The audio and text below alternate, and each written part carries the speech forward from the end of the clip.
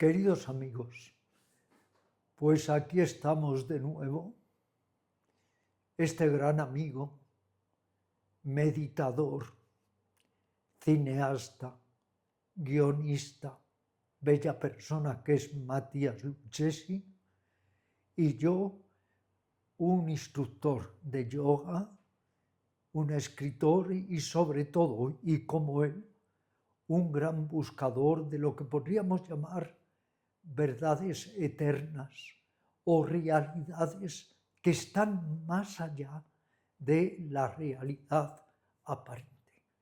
Matías, aquí de nuevo. Bueno, Ramiro, muchas gracias. Por suerte acá estoy de vuelta, ha pasado un día, acá nos vemos de vuelta y la diosa me ha devuelto el alma, aparentemente, ¿no? Acá estamos. Te ha devuelto el alma, pero tampoco tenemos que lamentarnos si un día se queda el alma, porque ¿quién mejor va a tener nuestro alma que esa diosa, que es el alma cósmica, decía Ramakrishna? A lo que otros llaman Dios, yo prefiero llamarle la madre. Y nadie nos va a cuidar como ella. Te la ha devuelto, quiere decir que nos autoriza a seguir con esta serie, a hacer diferentes capítulos con orientaciones e enseñanzas técnicas milenarias para el bienestar completo del ser humano, pero que como dependemos de ella, se nos ha dado la vida, se nos quitará, pues si un día nos vamos a su seno, estaremos mucho mejor seguros que aquí. Como hablábamos ayer, me quedé pensando en esto que hablamos del sueño y de uno cómo se esfuerza y no se puede relajar a veces. Me quedé pensando en lo que decías de ese arte de controlar y forzar, que a muchos no nos termina de salir bien todavía. ¿Cómo? Controlar y forzar y soltar. Por un lado está controlar, que exige cierto esfuerzo, pero por otro lado está el arte de dejarse ir, el arte de soltar. Los franceses dicen laissez-faire, laissez-passer. Deja hacer, deja pasar. Pero es que desde nuestro ego tan narcisista, tan controlador, queremos solo controlar, controlar, controlar. Incluso hablábamos en el capítulo anterior de por qué muchas personas no consiguen entrar en el sueño y es por un exceso de control. El control es cierto esfuerzo, hay que aprender a dosificarlo. Poniendo un símil, el arquero que tensa en la primera fase la cuerda del arco, eso es control. Eso requiere una energía, requiere un esfuerzo. Pero ningún arquero se queda todo el día o toda la vida con la cuerda estirada. Luego viene la segunda fase, soltar. Y entonces, de una manera fluida, la flecha va directamente a la diana. En la vida tenemos que aprender cierto control, esfuerzo, poner energía, pero tenemos que aprender también el arte de fluir, de soltar. ¿Cuál es el problema, Matías? Que muchas veces cuando no tendríamos que controlar o forzar, lo hacemos. Y que sin embargo cuando tendríamos que soltar, dejarnos ir, fluir, no lo hacemos. Hay que tener el suficiente discernimiento para saber. Ahora es el tiempo, el momento para controlar. Y ahora es el tiempo, el momento para soltar. Otro símil. Suponte que tú y yo vamos a esquiar. La primera parte consiste, una vez estemos en la montaña nevada, en ascender al pico de la montaña. Eso es control. Hay que ascender, sea en un telesilla, caminando, en un funicular, pero hay que hacer un control, un esfuerzo. Pero una vez estás en la cima de la montaña, hay que tener la intrepidez, la valentía, la confianza en uno mismo para dejarse ir y soltar, soltar, soltar. La vida es control, la vida es fluir. Pero, insisto, por falta de discernimiento claro, cuando tenemos que controlar, no controlamos. Cuando tenemos que soltar, no soltamos. Y entonces, ¿qué sucede? Estamos muchas veces haciendo esfuerzos conducentes a ninguna parte. Habría que, volviendo a lo que hablábamos antes, como confiar un poco en la diosa, ¿no? Porque si no se complica para entregarse. Mira, algo que es muy importante.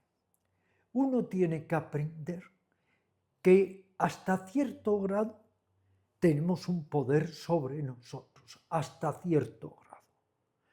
Puedes poner tu inteligencia primordial al servicio de comer más sano, hacer un ejercicio inteligente, descansar de una manera más reparadora, relacionarte con personas que te ayuden en tu evolución, entrar en contacto con la naturaleza, seleccionar lecturas edificantes, buscar amigos que te nutran.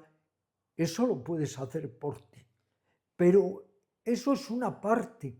Luego hay que librar mucho al destino, a la ley del accidente, a lo que no se puede controlar.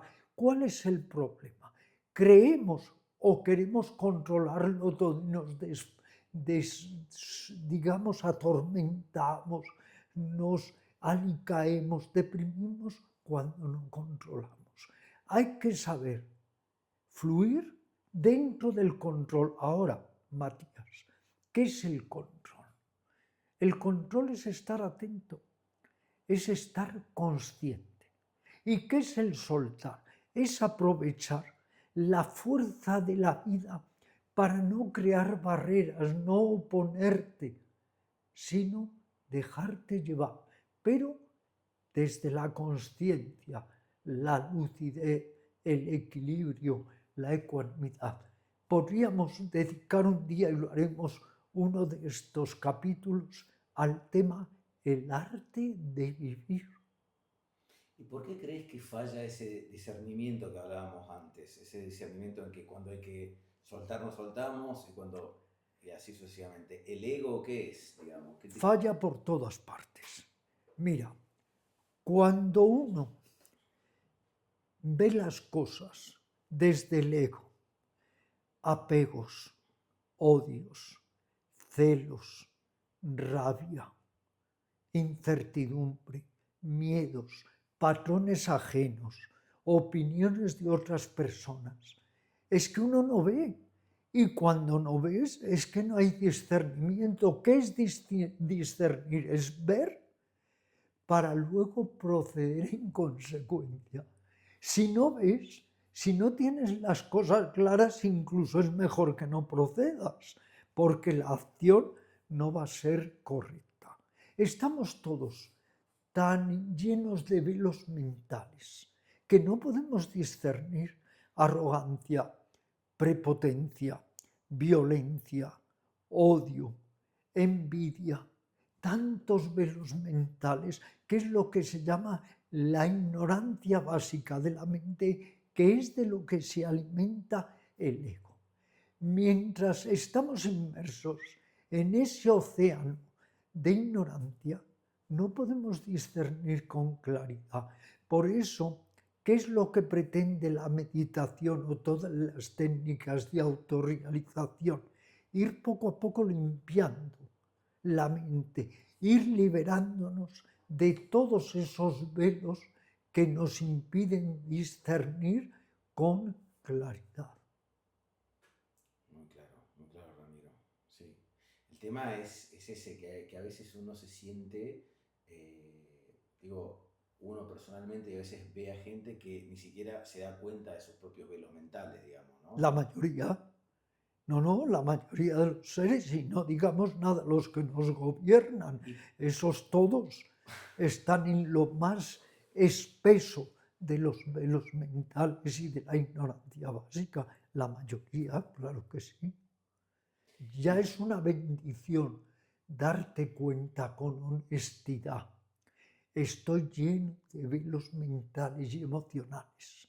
Y si quiero sentirme mejor, y si quiero ser más amoroso y generoso con los demás y cooperante, es imprescindible que vaya poco a poco disipando los velos de la mente. ¿Y cómo hacer cuando uno se siente que los velos mentales de los otros o las propias te perjudican directamente a vos? ¿Cómo manejar esa emoción y en la práctica, cómo resolver? Los velos mentales de los otros muchas veces intensifican nuestra propia ignorancia básica, nuestros propios velos, porque reaccionamos. Reaccionamos con rabia, con celos, con odio, con afán de venganza, con rencor, con resentimiento. Pero si tú logras hacer una especie de judo psicológico, esquivas. Entonces es aquello de Buda, los demás me insultan, pero yo no recibo el insulto, esquivas. Cada vez que logres que la toxicidad de los otros no aumente tu toxicidad, estás empezando a liberarte de muchos velos mentales. Por otro lado, Matías, si no te queda más remedio que relacionarte con personas insanas, tóxicas, perjudiciales, lo haces con ecuanimidad, con habilidad, con sagacidad. Ahora, si puedes evitar relacionarte con esa clase de personas, evítalo. Lo decía Buda con enorme y contundente claridad. Si no logras ser acompañado por personas nobles, camina como el elefante en solitario. Es muy desafiante por lo que vos decías en relación a los políticos que nos gobiernan y demás. Es como estamos inmersos un poco en un ambiente tóxico, por decirlo de alguna manera, ¿no? Ellos tienen un interés especial en generar ese ambiente tóxico, en alimentar la conflictividad, la ambivalencia, en desposeernos de la claridad mental para poder manipularnos aún en mayor grado. Ellos son los grandes enemigos. ¿Por qué? Porque ellos quieren y hacen lo posible, todo lo que está en sus manos, para que sigamos siendo máquinas ciegas, mecánicas, sin ninguna capacidad de autoobservación y de desidentificación. Y ellos nos engatusan, nos engañan, alimentan el campo de concentración que hay en nuestra mente con todos esos velos que tanto nos impiden crecer y autorrealizarnos. Todo está orquestado. Nada es gratuito en este sentido. Esa toxicidad, digamos, no sé si tiene mucho sentido entenderla, pero tiene que ver con una cuestión de ambición, de control, Sí. justamente de lo que volvíamos antes. Tú y yo un día, paseando por el Retiro, un grato paseo, estábamos hablando de la codicia. La codicia, el apego, la avaricia, la avidez, es lo que más contamina la mente humana. Ponerse al alcance de una persona codiciosa es lo más arriesgado que hay. ¿Y cuál es el hermano gemelo de la codicia? El poder. Y el poder siempre es putrescible. Imagínate, querido Matías, lo que es caer en manos de una persona que a la par es poderosa y codiciosa. Estamos perdidos, totalmente perdidos. Y cuando miramos a los gobernantes mundiales, ¿qué encontramos? Encontramos ese afán desmedido, neurótico, paranoico de poder y ese afán aún mayor de codicia, de ambición, de riqueza. Una persona que está en ese lugar tan tenebroso y peligroso de la codicia y el poder, nunca hará nada, nada, nada bueno por otros seres sintientes. Y mientras tanto, con nuestros, ¿qué podemos hacer? Hacernos cargo de nuestros propios velos mentales y tratar de vivir como, tratando de vivir en el agua, como hace un pez, pero... Surfear. Yo no he hecho nunca surf, ¿tú? Sí, pero no me sale muy bien, pero lo he Bueno, hecho bastante. surfear o esquiar. Ser lo suficientemente hábil para encontrar puntos de menor resistencia, sin perder nuestra identidad, sin perder nuestra autovaloración o verdadera autoestima, ir encontrando los puntos de menor resistencia. ¿Para qué? Para ir fluyendo, fluyendo. Y desde luego, Matías, si podemos hacerlo, no nos pongamos nunca, nunca al alcance de gente poderosa y codiciosa, porque nunca van a hacer nada por nosotros, nos van a esquilmar, nos van a utilizar, nos van a explotar, pero no van a hacer nada positivo por nosotros, incluso nos van a hacer creer que hacen algo generosamente para ayudarnos. No, en esas mentes hay maldad y lo que tenemos es que aprender o tratar de relacionarnos con personas bondadosas, generosas, con las que podamos compartir y con las que podamos estar a gusto. Y así de alguna manera sacar un poco de toxicidad, incluso poner todo lo contrario, ¿no? Un poco de vida, vitalidad. Tratar de ser muy respetuoso en las relaciones con los otros seres sintientes y seguir aquella antigua instrucción que reza: al herirte me hiero. Contundente, gracias Ramiro. Gracias.